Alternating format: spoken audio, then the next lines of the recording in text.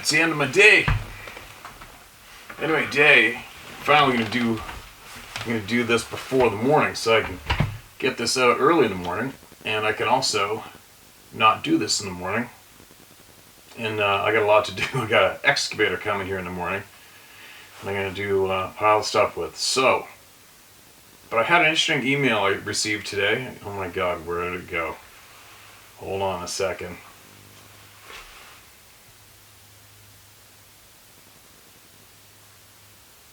Okay, here it is. Sorry about that. Now listen, this is interesting. I've never done this before. You'll get it when I read it. Let's just get into it. Listen to this. I am writing to you on behalf of my father, Mark Fair. He's an avid follower who loves watching YouTube videos. I recently published a YouTube video where he talks about a few of his encounters with Sasquatch, and he would love for you to hear them and tell his story on your channel. Please copy and paste the link below and watch his video and retell his story on your channel. It would really make his day. Thanks again. Thanks, Jessica, again on behalf of Mark Fair. No problem. So you know what I did today, Jessica? When I finished everything that I had to do today, I just got half the animals fed, and I'm going to let the horses and goats graze for another hour while I do this. So I sat down with two dogs on each side of me, and I went back and forth listening to your father, and then I typed it out as best I could in my notes. And I copied those photographs. So you guys, I get to read my own typing. And here we go. And to you, Mr. Fair, Mark, I appreciate you saying that in, man. Absolutely appreciate you and have huge respect for you.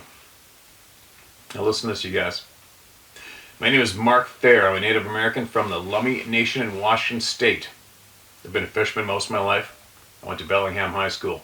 After that, I went to art school in Santa Fe, New Mexico, called Institute of American Indian Art. But mostly I've been a fisherman for the last 50 years. I'm a multi-artist. I do jewelry, painting, and carving. I have 3 masks in my house. One of the Raven, another is the Wild Woman of the Woods, and the third, the Wild Man of the Woods. I carved that after I saw one cross the road in front of my car several years ago. Amazing thing about that is it had hair at least 4 feet long, and it was around 10 feet tall. I've seen Sasquatch 7 times in my life. I saw my first one at 17 years of age. Last sighting was at 64. I'm 66 now. I've seen them behind Lake Whatcom, past Bellingham. Saw one between Marietta near Bellingham. That one that ran across and jumped, it's just me, not my text. That one ran across and jumped over a 30-foot cliff.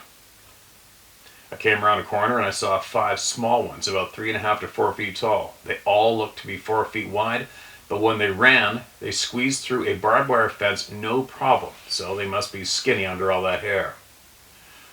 I saw one I hope I got this right, Teggy Road, and one time about a quarter mile out, walked right across. That's all I can think of right now. I was 17 driving on Teggy Road with my youngest brother and my nephew Ron. It walked across. They didn't see it, but I saw a glimpse as it crossed the road. I was really excited because I knew what I saw. I stopped to see where it crossed, but I couldn't see, although there were 6-foot stinger nettles all along the road. I couldn't see the trail it used, so that made me wonder what it did. A couple days later, I realized it could have jumped over them. I looked again, and I realized it jumped about 25 feet, then made a trail, but I didn't go through the nettles to follow it. I was pretty excited I got to see it, but now when I have thoughts on Sasquatch, I think of April 17th, 2018. I saw it for a good 4 or 5 minutes. When I saw them on April 17th, there were 2 of them, teenagers, playing on the side of the road by a bus stop sign, and I didn't pay much attention as I was looking for mushrooms along Haxton Road on the reservation. As I walked back to my car, I realized that they were all one color, no lines, no belt buckles, just solid black. I realized then it wasn't kids at all, it was 2 Sasquatches. I then realized what was going on, so I kept walking to my car to get out of there. and I was scared once I realized what was going on there. And about that time, the smaller ran up and hit the larger one on the shoulder, then ran back to the middle of the road, like they were playing. I still thought they were kids, but then the bigger one looked at me. Its head was where the bus stop sign was, so later I measured to be 7 feet tall. I was still trying to get to my car. I'm old, I'm an elder, and I just wanted to try and get to my car and get out of there. As I was about 50 yards from my car, the big one turned and looked at me, and it slowly started walking toward me upright like a human being. It was pacing me, walking the same speed I was walking. When it got a little closer, it kind of bent over like it was going to pick something up. It kept walking like that, bent over, looking at the ground. Then I picked up speed as it couldn't see me. When I was about 10 yards from my car, it bent a shoulder downwards and another shoulder up so it could look at me. And it kept walking, bent over, looking very strange. And it was kind of looking mean, so it made me scared her. Word for word, he said scared her. That's a good word. I noticed when it did that, its face was covered with hair. All I could see was its eyes. I couldn't see a nose, no mouth. I couldn't see a neck. So I just kept trying to get to my car, and it kept walking toward me, looking at me like that. And when I got in the front of my car, I could have reached out and touched it. It could have touched the trunk of my car at the same time. By then I was just super scared, and I just froze. I didn't know what to do, so I looked down. I thought it was all over for me, so I looked down for several seconds and then looked up, and it was just gone. The little one wasn't by the sign anymore. I went to my car and opened it. Then I wanted to see if it was hiding by my car, so I took a couple steps towards the middle of the road, and I couldn't see it. So I got brave enough to walk toward the back of my car, and I still didn't see it. I looked in the ditch, it wasn't there. It vanished without a sound. To this day, I don't know if it jumped in the woods. I don't know if it ran down the road, went down the other side. All I know is it wasn't there anymore. Then I called my brother, and he came over and we looked around. We found tracks in the ditches. They were very deep, 3 inches deep. I couldn't even leave a print when I walked in there. But now, every time I drive by there, I see them. I see them there in my head. They'll be there forever. I know they're real because it was only 15 feet from me. That's all I got to say about that. There's been people see Sasquatch on Lummi Reservation every year, several times a year. There's lots of stories out there. I'm not going to give any names. I know a lot of stories and the people. I can't give names out, but yeah, they are seen on the res every year. I don't know if they live on the res or go through, but they're seen every year. Some people speak out at them at night as they don't know what they are while walking by. Some drive by and keep driving. One thing for certain is everyone is scared of them, except for those who don't realize what they are looking at. My April 17th sighting was the scariest. It really was something to see the smaller one wanting to play and the larger one not wanting anything to do with it playing back, just like humans. My favorite encounter was when one ran by as I passed a car. It was so fast, it happened in 2 seconds maybe. It ran and had to jump a hill that was 30 to 35 feet down, and it jumped off the side of the road like it was nothing. It had very long hair, around 4 feet long. Big. But by my headlights I could see the profile of its face. Its hair was sticking out both sides of his face, made it look 4 feet wide, but its face was all hair. But when it jumped in mid-jump, it turned its face and looked at me. But it didn't have red eyes. It had eyes like ours, but much bigger and white around the black. And I'll remember that forever. But that Sasquatch was tall, and it was big. It was probably 900 pounds and 10 feet tall. That was probably my favorite sighting. If you see a Sasquatch on foot, and it gets close to you, I suggest you look down, like you're giving up, like you're surrendering, and maybe it will leave you alone. If you're in a car, I'd step on the gas and get out of there. I don't have a love for them, but I have respect for them. And I think they just want to be left alone. I think if you go look for one, you might not be happy if you find one. It's just my own opinion. I think they should be left alone. I've ran into a lot of people who don't believe in Sasquatch, and they never will unless they see one. I always believed in them even before I saw one. Now I know for sure. Since I was 17 and saw one, I know they're out there. Be respectful. You might get away. Once I saw that one run across in front of my car, all I could do was think about it day after day, and I drew pictures of it. I drew pictures of all of them. But I wasn't satisfied with pictures. I had to do a mask, so I did a mask of Sasquatch. And that one is for him. That's what I saw in Marietta, Washington. Its hair is short compared to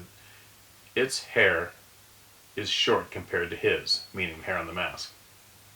I believe you're blessed if you see one. Yeah, that could almost be debated. Hey, Mark? Either blessed or cursed for some. That's very interesting. And I would imagine if you are an avid listener of the channel, I am guessing that a lot of, possibly more people in your community are watching this channel too, I'm guessing.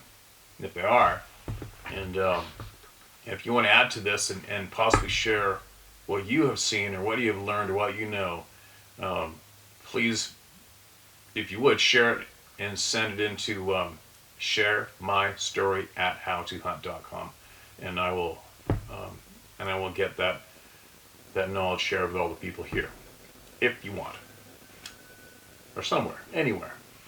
And we'd appreciate it if you shared it here. And it's funny. It is interesting that numerous Native communities have always had these sightings going hand in hand.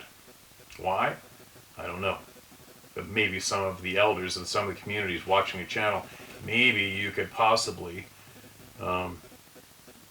contact me, email me, and let us know what you think, what you feel about why the Sasquatch, Sabe people seem to be seen around your rural communities far more than anywhere else on average. I wonder why that is. You know? I wonder why that is. Interesting. It's the first time I ever did that, and I'm glad I did, and thank you for sending that in to Jessica.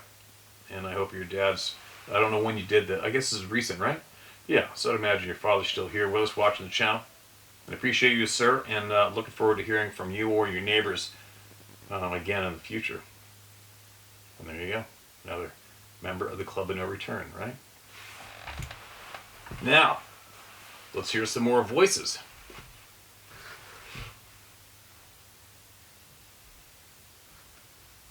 Hey Steve, my encounter happened about 2 months ago, and I'm still having night terrors about it. So, me, my brother, and his girlfriend all went on a hiking trip up in northern Saskatchewan near La Ronge. We were on day 2 of a 4-day trip, and we were having a hell of a time. Then all of a sudden everything went quiet. Not peaceful quiet, but creepy quiet. We started hearing tree knocks and whistles, and then rocks were being thrown. I've been a subscriber to your channel since you're at around the 12,000 sub level, so I knew what was about to happen, and I was not ready for it because this is one thing that I did not want to encounter. Then it stopped for about a minute, and then I swear on my life, a rock about the size of a grapefruit was thrown and hit my brother on the lower right side of his body. He went down, and at this point, I was shitting my pants. I went to help him up, and my brother's girlfriend screamed in terror. Me and my brother looked at what was making her scream, and my body froze. My blood went ice cold. There, about 30 yards ahead of us, was a dark brown, kind of like dark chocolate color, being. He was just staring at us in an angry looking way, like we just trespassed on his land. He had to be about 8 to 9 feet tall, but the one thing that I still see in my nightmares are his eyes. His eyes were human. These beings are not a type of ape. They're like a different species of human. He stared at us for about 30 more seconds, and out of nowhere, he made this blood-curdling scream, and he ran back into the bush. After this, we turned around and made our way back to the truck with no hesitation. It was about an hour and a half walk back to the truck, The entire time we felt like we were being watched. When we finally got to the truck, we all had a sigh of relief. When I got back on the highway, my brother's girlfriend broke down into tears. When we got back, we went to the doctor and found out that my brother ended up with 4 broken ribs and a bruised lung. You're the first I've told my story to, and probably the last. It has ruined the outdoors for me, and I just wish these beings didn't exist. Thank you for listening. P.S. A response would be nice because you're honestly a role model to me, and was hoping you could give me some pointers on how to cope with this because it still bothers me to this day. Love what you're doing and all the best to you. If you put this in a video, I'd like to keep my name private. Thanks. Okay, man, I got you. You're in a safe place here, man. And I would imagine, man, I don't know when this is sent to me. I don't know, because I got it out of my notes out of the iCloud thing. But I hope you're still here listening. And you didn't mention, but I would not be surprised if the girlfriend doesn't talk to you guys anymore, right? It just seems to be a part of a strong pattern. It keeps coming up when people in groups have a terrifying experience. There's either one or more, or all of you, decide not to speak to each other ever again. Probably not the case for your brother. And that's one of very few experiences where people have been intentionally injured like that. It's usually the rocks go zinging by each other's, missing somebody's head or body by inches, or you get hit with little pebbles or pine cones, not a frickin' grapefruit rock smashing your ribs. That's dirty pool. I don't know, I'm definitely not a counselor, man. I know there are people out there who are trained to have the tools to help people, right? They have tools to help your brain deal. Going to someone who's a professional for help, it's not a bad thing at all. There's nothing humiliating about it, nothing wrong with it at all. It's just going to see someone who's studied how our brain works and possibly has tools that they've learned about that they can pass on to you to help you cope with that frickin' terrifying experience. So I'd strongly suggest that, unless you run into some douchebag that laughs at you, which we have had reported to us before, right? That's not cool. What would I do? I don't know, man. I've had a handful of experiences now, and I still go. You see where I go. I still go. All I can do is encourage you to go and take baby steps and listen to your gut. Possibly don't go back there. I'm guessing you probably won't go back there, right? Just try baby steps and try going again somewhere else. Don't let it steal your life. Don't do it, all right, man? Don't let that experience you didn't ask for steal from you. Try not to. Email me back if there's been any kind of anything update from that encounter. Email me back, all right? And make sure you forward this video to the people that were with you, all right? So they know they're not alone as well, all right, man? And keep in touch. That's a shitty deal, man. That's a shitty deal. Hi, Steve. I appreciate your time doing what you do. As a child, I've had a few crazy things happen to me, which I've told a few people I trust, but only got small reactions. I'm sure they thought I made up stories or I just wanted attention, so I stopped telling them altogether. I grew up in the Navajo Nation in northwestern New Mexico, Four Corners area. I was always alone and did things by myself as far as I can remember, which is not uncommon for a Navajo res kid. We all pretty much raised ourselves or we raised our younger siblings. Ask any Navajo. When I was about 6 years old, for some unexplained reason, I suddenly woke up in the middle of the night and had a strong urge to look at the only window in the bedroom. The window was about 3 foot by 2 foot and for some strange reason was built about 5 feet high off the inside floor. I slept with my dad a lot since I was very close with him. My dad was my hero, and I always wanted to be beside him at all the time. So when I looked at the window, I saw a silhouette of a giant head looking in my window. And for the strangest reason, I knew it was looking at me. It was there for me. I had the feeling it was beaming some type of energy at me, telling me to wake and look at me. To this day, I still don't know why this happened, and I'll never understand it. I stared at it for about 15 seconds trying to figure out what it was.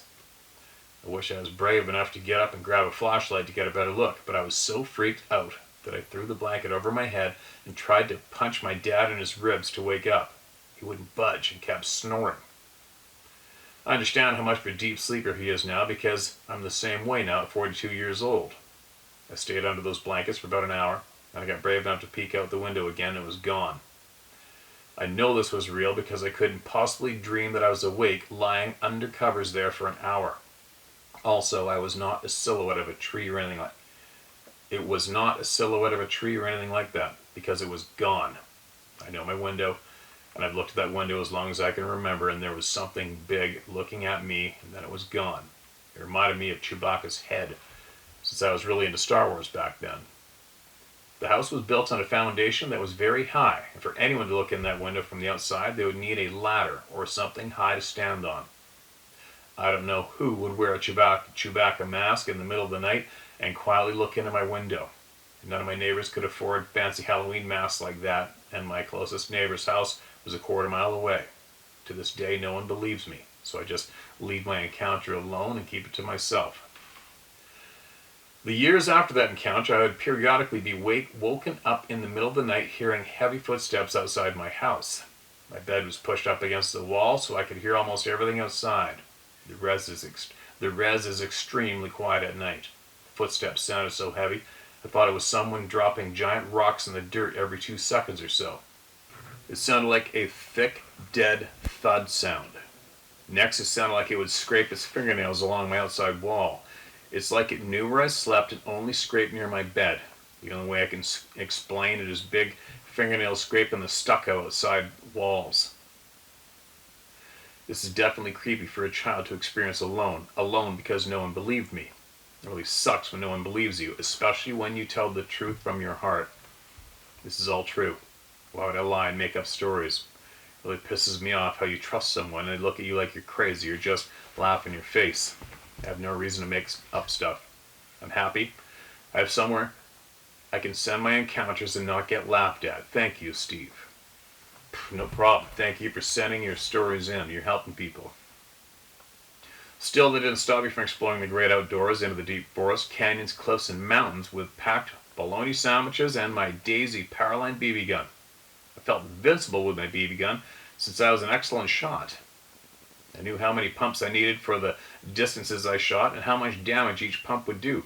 Definitely helped me in my Army years, as I never qualified below expert, the highest qualification, with my M16. Steve, I always felt someone was watching me when I explored, but I never felt threatened or scared. Maybe it knew I was a loner, and the creature was a loner just like me. I like to think we're very much alike as we like to venture out alone in the unknown. I'm still that way now. I'm faster, smarter, and more efficient alone most of the time, but I know when I need help. It was probably intelligent enough to not fully show itself to me, mostly because I wouldn't be able to handle it. Maybe they know we humans can't handle the truth about them, and it would endanger their species, so they stay hidden. Can you imagine how difficult that is? I know people that would jump in their trucks right now to hunt them down. It's sickening. Who knows? I hope I didn't break my friend's heart when I moved away into the city. Maybe it's a very good thing that no one believed me and he was left alone.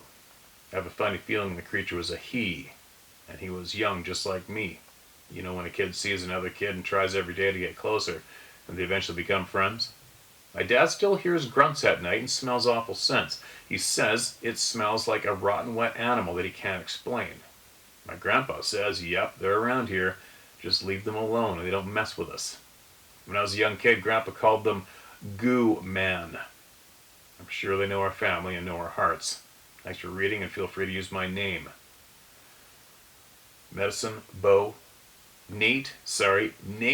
Medicine Bow Henderson. Nate, appreciate that email, man. I hope you, if you can, let the people who laugh at you hear this frickin' video. And they'll know that you're not alone. And there's tens of thousands of other people just like you grouped together here, around the planet, connected here, right? Not alone anymore, and the cat's out of the bag. It's as real as frickin' taxes and death, right? Just had a quick thought, you guys, when I first read that part about when it felt like the voice or the whatever, the being was like, look at me, turn over and look at me. All of a sudden, this is the first time I felt this. I'm kind of like, okay, who are they looking for? What are they looking for? Is that a possibility? Is that a slight possibility? Because how many children have had these beings looking in the window at them? How many? I mean, I'm not counting shit, but it's a lot, right? And they always want them to look at them and or come on outside and play with me. Come into the forest, right? But I just had that first feeling of that being needed to look at that child's face. Why? What are you looking for? What are you trying to recognize? What are you looking for? That's what I was just initially thinking. Why do you need that child to look at you so you can see what in that child's face or eyes? What are you looking for? What is it? Possibly, right? I don't know, my gut just screamed that at me right there. The way you put it and put me there with you. I don't know. Looking for a friend? Maybe, possibly, I don't know. Who knows? But why did I just get that gut feeling that that being needed to see your face to see if it was what they were looking for? Looking for something. Thoughts?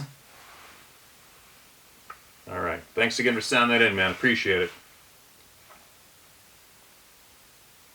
Here we go. So many. It is alarming, though, having them so interested in the children. Why? Dear Steve, my name's Darren. Feel free to use my name. The story I'd like to share with you happened to me when I was 14 in Victoria, Australia, in a place called Dales Ford in around 1985. Every summer, my father and I, my best friend and his dad, would head out there for a couple of weeks of hunting and fishing. We mainly hunted for rabbits using ferrets. What? No way. Crazy. I didn't know people did that. This particular day, our fathers went off to do their thing while my friend and I decided to spend the day fishing for trout. We were told not to go too far, but boys being boys, we thought we'd venture further into the woods than we were allowed. Along the way, we ventured into a cave and that kind of thing. By the time we reached the river, it was already around midday, and being summer here in Australia, the temperature was already nudging 40 degrees Celsius. Gross. We spent most of the afternoon getting sunburnt, not catching anything. It was around 4 when we decided to head back to camp. We thought it'd be a good idea to take a different route to the way we come so as to see some new sights. We had to climb a pretty large rocky embankment to get into the woods again, but as it wasn't too steep, it wasn't too difficult, but still took some effort in the heat, and with our rods and fishing gear, was all the more difficult. Now, as we were meandering our way through the dense woods, we could hear what sounded like a cow mooing off in the distance. I said to my friend, there must be a property not too far from here, as what would a cow be doing out in the middle of the woods? We were relieved as we thought, if there's a property, we could ask for some water. Well, we were wrong. As we got closer to the sound, it no longer sounded like a cow. The only thing I can liken it to now is the wounded baby T-Rex in the second Jurassic Park. We had no idea what it was, so we made more effort to try and quieten our footsteps, as the leaf litter on the forest floor was making a lot of noise. As we got closer, it got louder and more terrifying. I remember saying to my mate, "What the F is that?" He just shrugged his shoulders. We walked a little further and closer to it. At the same time, we ducked in behind a big old tree, as we could now make out a shape through the vegetation that was moving around. Then another scream that shook us to the core. I remember almost passing out as this sound rumbled through my entire body and chest, leaving me feeling dizzy. Again, I said to my mate, "What the F is that?" We crept a little closer, trying to be as quiet as possible. We got close enough now to see it in full detail from the back. This thing was around 5 foot tall, solid, covered in matted dark brown hair. The smell that was coming from it was so foul it was hitting my gag reflexes. I remember feeling so dry in the mouth from thirst, and were it not for an empty stomach, I'd have vomited. My mate asked me, "Is it a chimpanzee?" "I'm not sure," I said, as our brains couldn't fathom what it was. It was then we noticed its leg was stuck under a fallen log, and then it let out another ear-piercing, body-shuddering scream, to which something off in the distance responded with a loud whooping sound which seemed to calm it a little. We thought about trying to help it, but realized it's a wild animal. Most likely a chimpanzee, which we thought would be too dangerous. At that moment, I knelt on a stick which made a large crack. I looked up.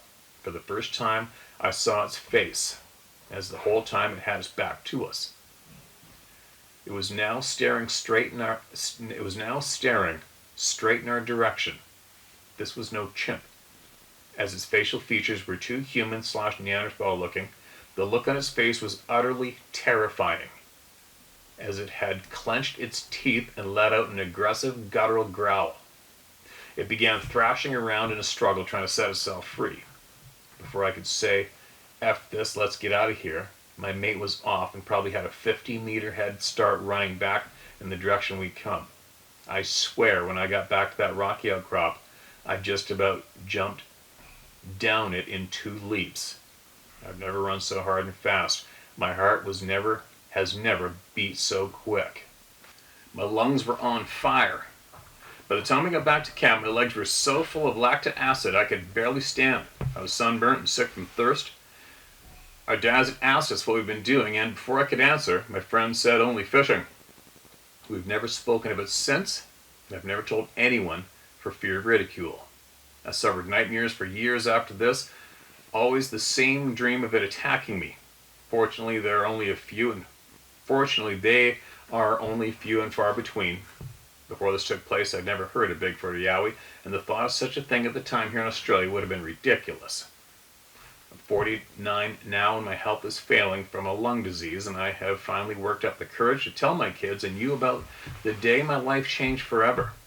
When my kids ask to go camping, we always go to well-populated campsites, as this still affects me to this day. You can use my name, and please keep up the excellent work you and your wife do with this channel. Regards, Darren. Darren, please look into alternative medicine to heal your lung disease, all right, man? Because I am firmly convinced right now that we can heal anything, as long as we bust away from the Western medical horse shit. That's just me, though. But anyway, appreciate you emailing that in, and if you are still with us following this channel, make sure you share this video with your family. Let them know that you're one of tens of thousands of people. Super glad you came forward and were honest with the kids. And if you feel like it, email us back again and give us more of a detailed description of that thing. Looking at color of its eyes, teeth, shape of its teeth, color of its teeth, wide mouth, little mouth, lips, ears like ours, no ears. What color? You know what I mean? That must have been a big tree. That must have been a big tree. What a fluke. I've never heard of one of these things compromising themselves ever, except for that one called Jacko in the 1800s near Yale in British Columbia on the train tracks. Apparently it clipped itself out and got stuck, which is so hard to envision one of these beings being stuck anywhere, considering the physical feats they have been reported to do, right? And then the railway crew hiked up, got around it, dropped a rock on it, KO'd it, knocked it down on the ground, and took it captive, and that disappeared later through changing hands. But anyway, back to you. Yeah, give us an update, man. That's one hell of a frickin' experience. What a crazy thing to walk in on and see. Wow. Another from Australia, another member of the Club of No Return, right? Endless.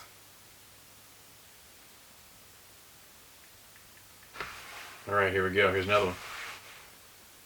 Hello, Steve. This happened between the 8th to the 11th of 2020. Oh, August 8th to the 11th, 2020, and has ruined what I always loved doing, remote camping. I'm an avid hunter, bow, black powder, shotgun, etc. I know now they are real. I saw it, and it was no ape or human either. It was the massive size that stands out. Massive. And I had a .357 mag pistol. It's been about a week, and still in my head, and those that go looking for these things are crazy. I never want to see one again, ever. And I was a Marine. Sat in the truck with a pistol on my lap, I was alone and deep in the Shawnee National Forest around Jackson Falls. This was not a blessing. It was horrific. No one should want to see them. They are not teddy bears. Maybe being so secret, maybe being so recent, sorry, I'm still very torn up about it. Massive. No joke. Here's what happened. It had been 5 years since I was in Shawnee National Forest, so I decided to go to a new area around Jackson Falls.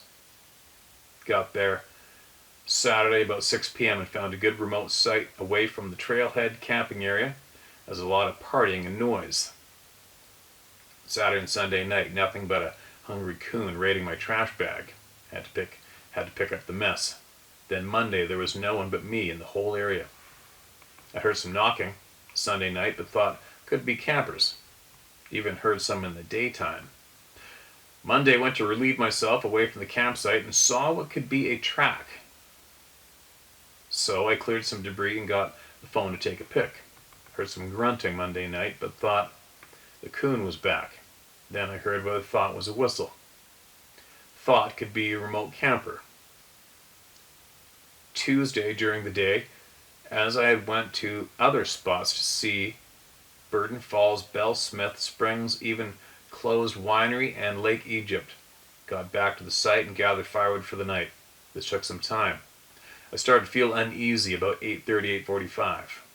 I had a sense and turned and saw this massive dark shape from behind some bushes. I saw it from mid-chest up. No distance details as the shadows were forming. Then it turned and glided away. I ran to my truck and stayed there until about 1 or 1:20 a.m. or so. No air and peed in a water jug. Sweating, keys in tent. There is more as I filmed possible eye shine. I've never been that scared. As a former Marine, there is no doubt it is real now and it should not be there. I finally saw lights from a van full of college-age kids pull up to the camp across the creek and were scampering about looking for something with lights. So I got out, grabbed my gear, and I left immediately. I've seen your videos and think you seem honest and sincere. I have no idea how long I've been watching. It had been watching me, but I think it was stalking me all night till those people showed up. Side note, they were running all over and into the woods, even as I was leaving. I think you have something about our senses. We should trust them. You can use my name, Bruce Hill. It's still in my head. I hope time will help. It does. Sort of. It does sort of. You can't, it's a lifelong sentence, man. It's a lifelong sentence, unfortunately, but you gotta deal, man. You gotta deal. Because you know how it goes. We don't deal with the issues, then the people around us gotta deal with them. Right? And that's not fair. So we just gotta deal with it. Deal with it, keep our shit straight, and hammer through it. And I am definitely not a counselor of any kind. But I think I've shared enough on this channel how I deal with it, right? It's just like, I'm too stubborn and it makes me too angry. I'm not going to let anybody or anything steal life from me. It's not going to happen. So, but I don't fear death either. I've had too many very close, and it doesn't even make sense that I'm alive. It's still every single day, I honestly cannot believe I'm alive. I don't know why I'm alive. I haven't a clue. I should be, capital D, dead. I don't know how many times now. A lot. And a lot of those times it just doesn't make sense that I'm not dead. But anyways, what I'm saying is I don't fear death. That's probably what gives me a little bit of an upper hand in making sure that I still continue to do what I do, and the majority of it I do it solo. But just do it. Just do it. And just so you know, you will never, ever, ever not think about it ever again every time you're in the woods or driving down a rural road. It's not possible. You're not thinking about it 24/7, but as you're driving along, thinking about something or talking to somebody, me anyways, and I'm sure the majority of people up there, I'm always looking. I'm always looking on that slope, on that silhouette. The silhouette of the hill over there, the rock face, in between those trees. What's that dark spot over there? You're not thinking about it, and all of a sudden a dark shadow that might be in the right size or shape in the distance catches your eye, and then you keep on driving. And that same spot will catch your eye every time. So when I was driving home to Pemberton from Whistler every single day from work, and there'd be this one dark shape up to the left, and the sun was just right, and the cloud cover was gone, or whatever it was, commonly made that perfect shadow from that one boulder up near the tree line, and it just catches my attention unexpectedly every single time. It's like, oh damn, not again.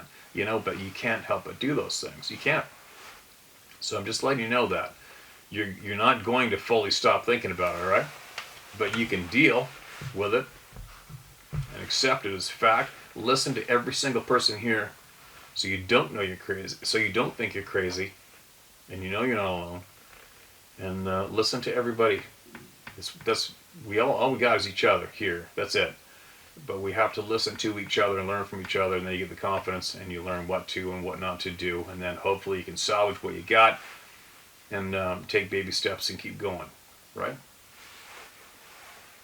Thanks for sending that in, man. I don't know when that was sent originally. Here's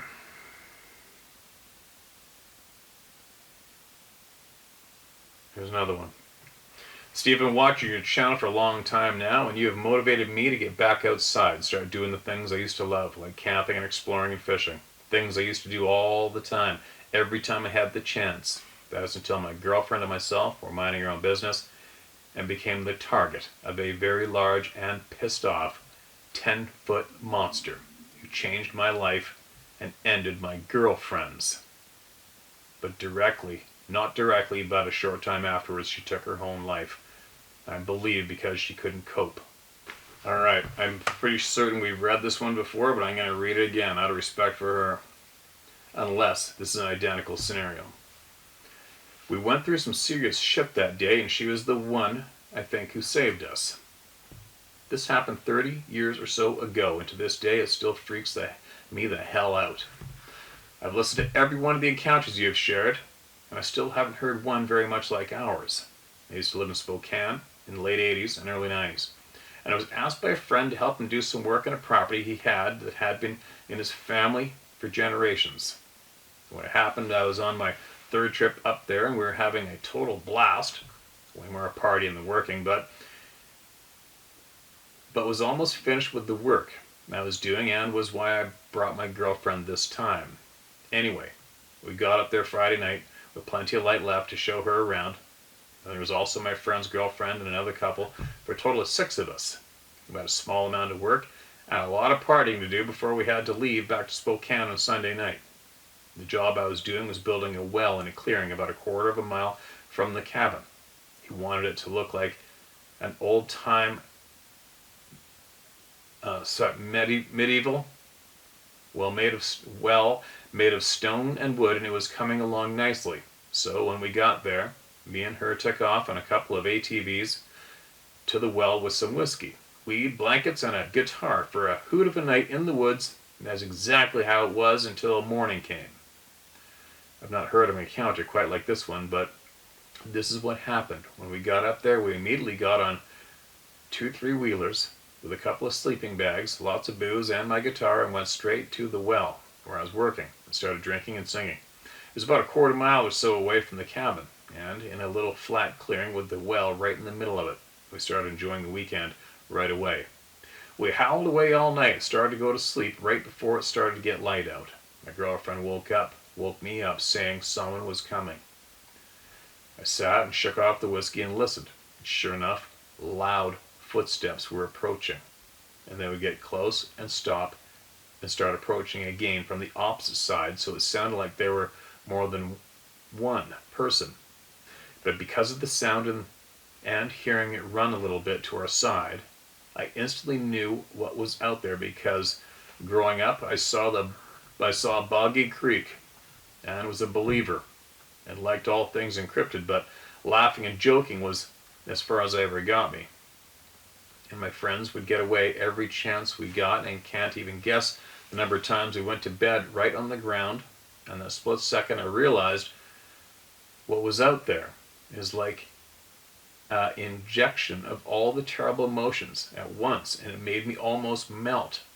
Okay, there's no punctuation, you guys, all right?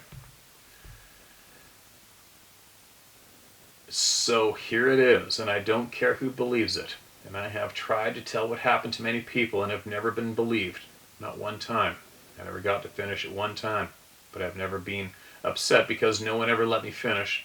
Even if I was standing up with a 50 caliber machine gun aimed at the place it come out of the woods, I still would not have shot at it. So this is how it went down. After a few minutes of running around us, this thing snapped a tree in two, screamed, and came running out of the woods so fast that when it tried to stop, it skidded across the ground with its giant arms in the air for balance and looked like someone was rolling on those sneakers with wheels in the heel. It dug up 10 feet of ground under each foot, leaving giant skid marks. And tearing up the ground, my girlfriend fainted and fell straight back, hitting the well that we were sleeping next to, and I lost all my body's functions, including vomiting. This thing was very mad at us for some reason. It turned around and screamed again and ran to the edge of the clearing, turning back around, getting down on all fours and charging us. This thing was a female, no doubt about it, and it was displaying how effing badass it was, breaking trees, throwing the motorcycle, screaming, and it was very mad. It was trying to say something to us. It seemed like it was mad at us. There was also no doubt about that as well. Still no punctuation, all right? And it charged us again. Each time it screamed, I vomited again, and that is when my girlfriend came to and tried shooting it with an old can of bear spray she picked up at the cabin. But she shot me right in the side of the face instead, and I was instantly blinded for the next 3 hours or so. And when she did that, it ran back into the woods, and I could hear it circle back around, and it ran away until we could not hear it anymore. It was at least 10 feet tall, dark brown. It had breasts the size of bowling balls, no hair on them or her face. She reminded me of Eddie Munster with her hair coming to a point in the middle of her forehead. She was effing pissed. There's also no doubt about it. There was also no doubt about that. It was clearly trying to let us know that it was not happy with us. It was also, I believe, trying to say something to us because it was yelling at us. It even pointed its finger, which was about 11 inches long, at us, like my mom used to when I was growing up, and got in trouble. It was effing pissed. So when it left screaming for a minute, it left screaming away for a minute until we could not hear it anymore. We just sat there holding each other, dry heaving, with all our ears ringing. Bad. My eyes were on fire. My whole face burned. The spray was dripping onto my chest and stomach, and it was burning there. It took us 15 minutes before either one of us could get up. We only had one motorcycle then, and it wasn't going anywhere because I guess it was 30 yards away, mangled and upside down, is what April told me later, because we did talk about it afterwards, unlike so many dual sightings. It was all we talked about in the weeks and months to come. Anyway, when we made it back to the cabin, and it took a while because April had never got to know the way because she followed me, was effing gone. Everybody couldn't believe my friends had left me. Well, I take that back. I can believe because I think I would have done the same thing after hearing the tantrum that big bitch threw at us. I also had no idea if she came by the cabin after she gave us her business. So just like her not knowing how to get back to the cabin, I didn't know how to get back to the road because we were about 2 miles away into the woods. At most places you couldn't even see the little road that got us back there. And we had a long day of daylight ahead of us because at that time of the year it stayed light out until almost 10 p.m. But we weren't going anywhere until I could see again. The cabin was a square, about 25 foot by 25 foot, with 2 sleeping areas and a kitchen and a loft that was also above the 2 sleeping areas.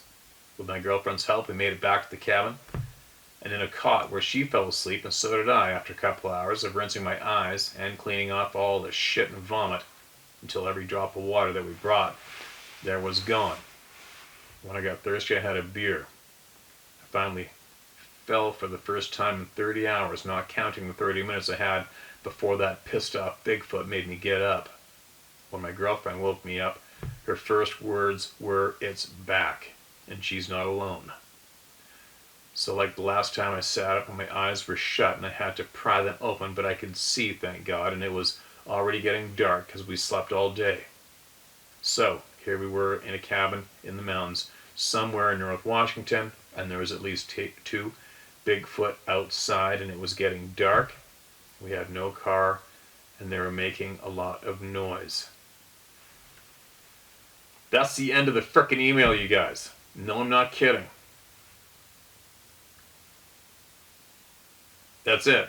There's no email attached to this frickin' note either. Alright, well, I guess it was like we were watching a movie. Obviously,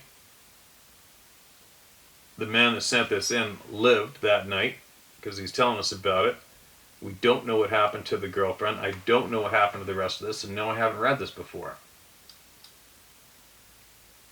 So, if you would, if you could, if you're still here watching the channel, email us back again, alright, man? Send us the rest of that experience. Let us know exactly what happened. That's a shitty ending, isn't it, you guys?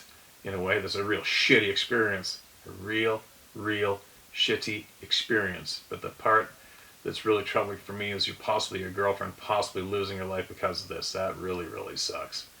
And not the first time I've heard something like that either. Man, oh man. That would make anybody lose their shit.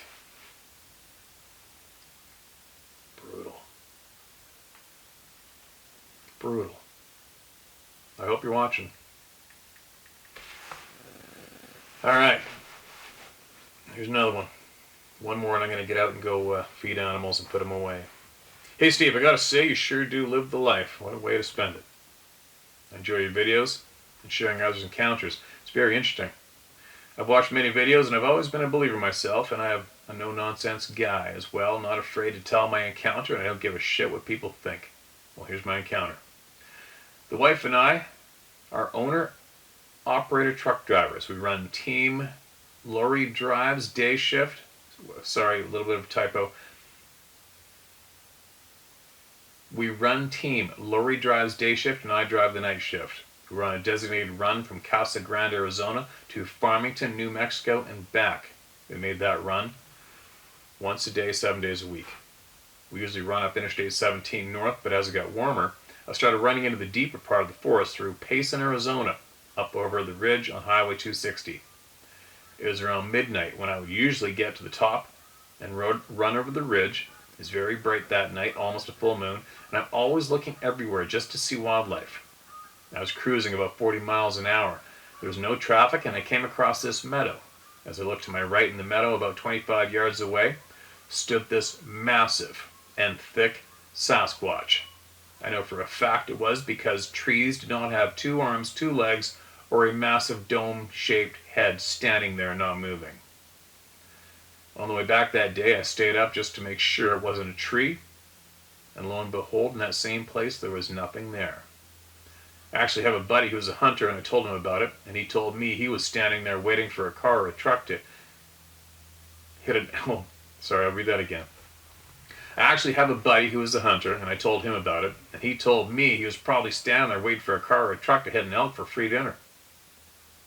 I'm not sure of their habitat, nor do I believe anyone else knows, but thanks for people like you, one day we might learn the ways of the Sasquatch. I'm a big-time believer now and don't give a shit what anybody thinks. I know what I saw. Thanks for your video, Steve.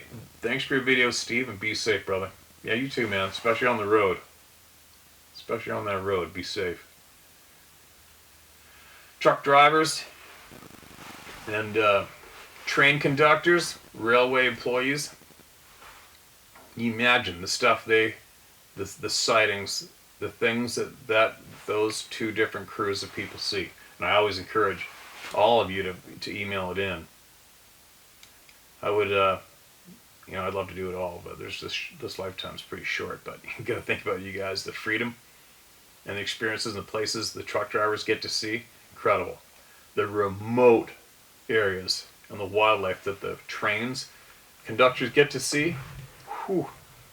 I would love to be able to ride in the front of a train, say from Alberta to the coast of BC, all at nighttime. I would love that. I wouldn't sleep a wink. But anyway, I know you saw what you saw. You're not the only one. You're one of hundreds of thousands of people. But anyway, there you go, you guys. There's so many emails. Like, you guys would just not believe how many people have come here and shared their experience just through me, through all of you here. It's absolutely freaking mind-boggling. Mind-boggling, man. And the farther we go, like I said earlier, the more it's so obvious the effort put forward to keep this and much more secret from us is absolutely astounding. What a frickin' effort. I mean, what an effort. Right? Incredible effort put forward to keep all this shit circulating as a myth. People seeing bears, it's not true. It's not true. It's Harry and the Hendersons. Sons of bitches, man. You know what? I try not... some people complain, call me the angry one. Call me whatever you want. I don't care. I keep my shit together. But you're not receiving all these emails. You're not receiving all these people. You're not receiving the people that are upset, their lives torn apart, don't want the story shared, whatever. You don't receive all this daily, every single day, 24/7. I'm not complaining about it either. I'm glad. I am glad they're coming forward. But yeah. It changes everything, man. It changes everything. Anyway, share my story at howtohunt.com.